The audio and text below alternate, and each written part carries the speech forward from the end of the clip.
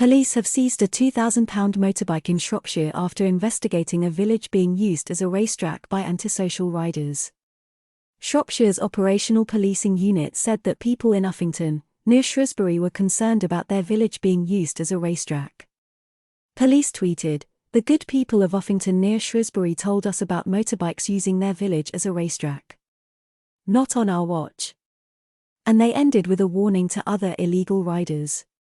"If we catch you, and we will seize and crush your pride and joy." They ended by saying their latest capture was a £2,000 Yamaha YZF 250.